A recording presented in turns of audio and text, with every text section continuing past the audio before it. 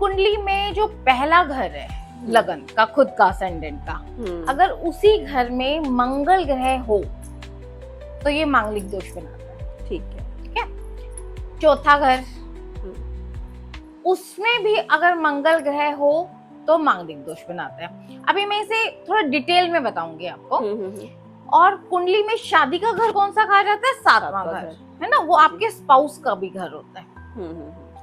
तो उस घर में अगर मंगल ग्रह हो तो भी मांगलिक दोष लगता है। ठीक है।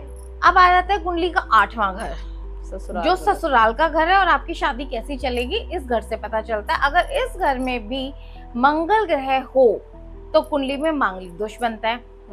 अब इनके अलावा 12वें घर में अगर मंगल ग्रह की उपस्थिति हो, वहां पे मंगल ग्रह हो तो मांगलिक दोष बनता है। जबकि उसे तो मोक्ष का घर कहा जाता है कि फिर भी मतलब उसमें मंगल बनाता है मांगलिक दोष। अब इसका आंसर मैं अभी आपको बताती हूँ, आगे आपको समझ में आएगा कि क्यों। अभी तो मैंने आपको सिर्फ घर बताया, किस घर में बैठने से ये पता लग जाता है कुंडली में मांगलिक दोष है या नहीं है ना।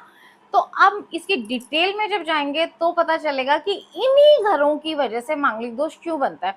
अब देखिए कुंडली में टोटल 12 घर है। अब हम देखें तो 5 घरों में मंगल ग्रह का हमने बोल दिया मांगलिक दोष है।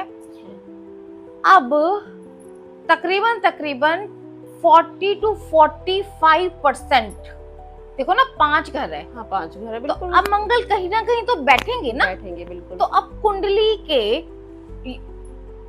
आधे काफी सारे घर तो मंगल दोष नहीं ले लिए कि अगर इनमें से किसी। अच्छा, एक चीज और, अगर कुंडली के दूसरे घर में भी मंगल ग्रह हो तो इससे भी कहीं कहीं पे मांगलिक दोष में लेते हैं।